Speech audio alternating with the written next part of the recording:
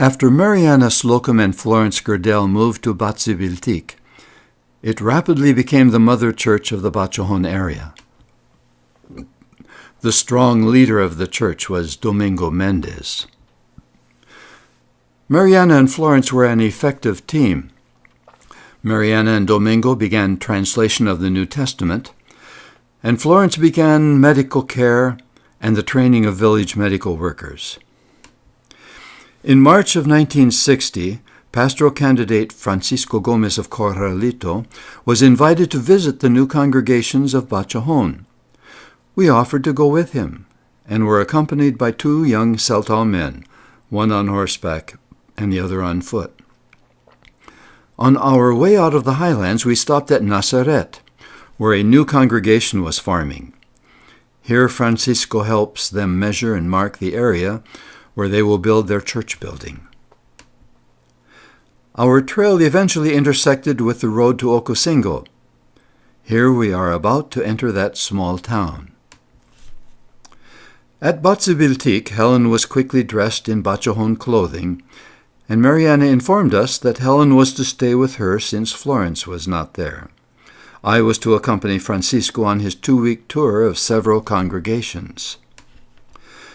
Francisco and the 2 young Tzeltals and I traveled north to Tzeltal, where 3 Hernandez brothers were the leaders of the congregation.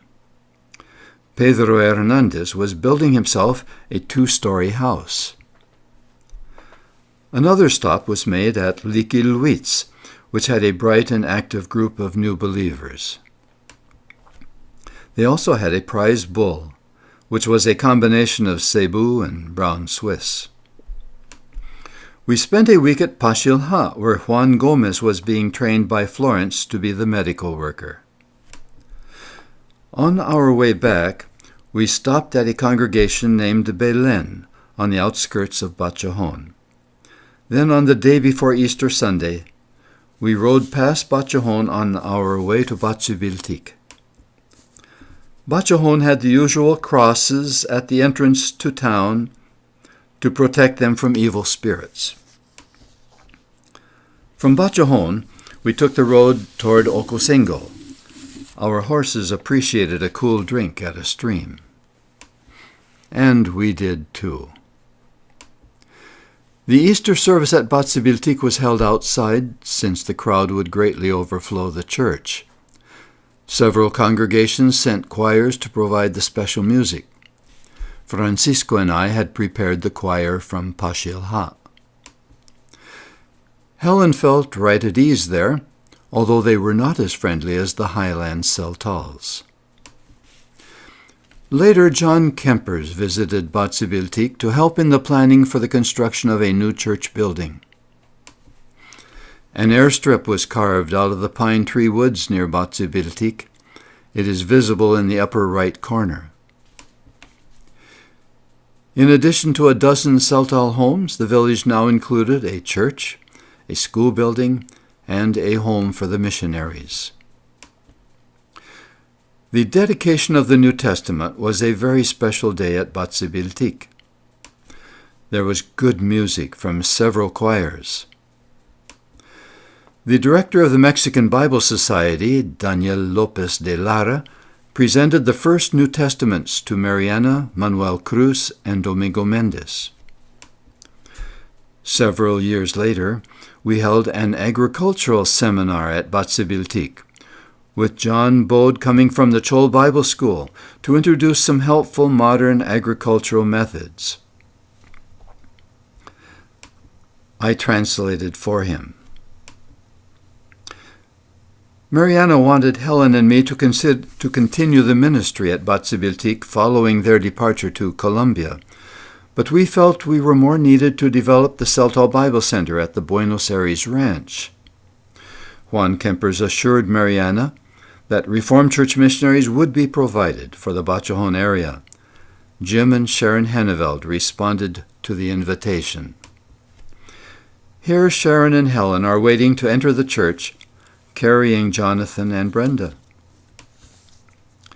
Later, Gaspar Hernandez, a son of the Tsajalha Church, received training in a Bible school in northern Mexico. There he married Antonia, and they returned to serve the Tzajalha Church. And so the Tzajalha Church became the mother church of dozens of congregations and missions.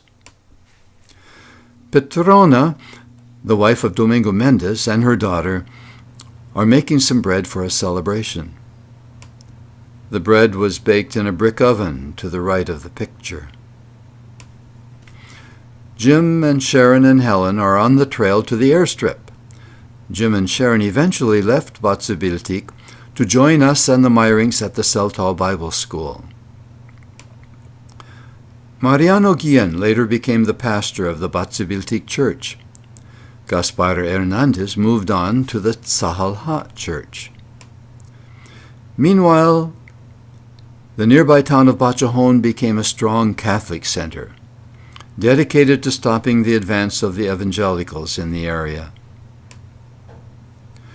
When the gospel started spreading in the area west of Yahalon, Manuel Diaz was chosen to be their ministerial candidate. He came to the Tzeltal Bible Center for training. Here he and his family are ready to fly back to an airstrip near his village. Paul Meyering helped strap them in the MAF airplane. Their village is in a rugged highland area. Their destination was a new airstrip at a ranch called Libertad. The landing was on a rough uphill airstrip. The ranch belonged to a Mexican evangelical family that had been converted through radio ministry. The strong leader of this family was the mother, named Epicmania. They had a chapel near their house and had disposed of the saints when they were converted. They served us a delicious dinner. With me are Manuel Diaz and two Highland missionaries who had brought the gospel into the area, Sebastián López Baltet and Isidro Velasco. The trail from the ranch went north toward a Tzeltal village called Tzibiltic. We climbed into the hills above the ranch to the village of Tzibiltic, nestled in a valley.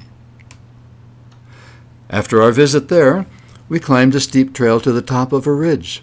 On the other side of the ridge was Manuel's village of Tsajalha. It was a large village, dominated by a large Catholic church. The trail downhill was even harder on the legs than the uphill had been. The blue building in the village is the schoolhouse. Here is another view of it. The believers had built their church at the lower edge of the village. This is a later photo of that church. Manuel Pinto, a Mexican bricklayer from Las Margaritas, went there to put an attractive front on their building. Helping him was one of his sons and another friend. Manuel Diaz, now ordained as pastor, poses with his family and his sister and mother. Leaving Tsajalha in the early morning, we are on our way west to Tzibiltic and beyond. It was a movie evangelism trip, and the trails were rugged. A swinging bridge kept us from getting our feet wet. He is carrying our light plant. And there goes our movie projector. Our destination is in sight, a village named Ceiba. There were no believers there, but they permitted us to show the movies on the life of Christ. The village of Aurora was on a hillside overlooking the Santa Catarina River and the Tzotzil area on the other side of the river. Aurora had a large school in the center of the village and a small Catholic chapel in the far background. This is a view of the village from another viewing point. We continued down the hill to the village of Santa Lucia. This is the view of the Tzotzil area to the west from Santa Lucia. There was a long swinging bridge over the river. Here the light plant is being carried across. And that took considerable courage and good balance. We climbed the hill on the other side of the river and spent a night at a small Tzotzil village called Ojo de Agua. Returning to the river the following day, we had this view of Santa Lucia, and farther up the hill is Aurora. Here the light plant is being carried back across the swinging bridge. We had scheduled with MAF my return from the airstrip at Aurora.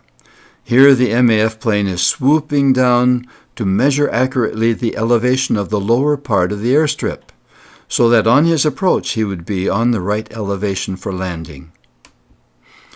There was an initial flat area that he had to get his wheels on before going up the hill, and there was no go-around. Years later, we returned by vehicle to Tsajalha for a meeting of the Chiapas Presbytery. A new and large church had been constructed nearer to the center of the village and next to the road. Jim Henneveld and our RCA Area Secretary Roger DeYoung were there for the meeting. And this group provided some of the special music with a mariachi flavor.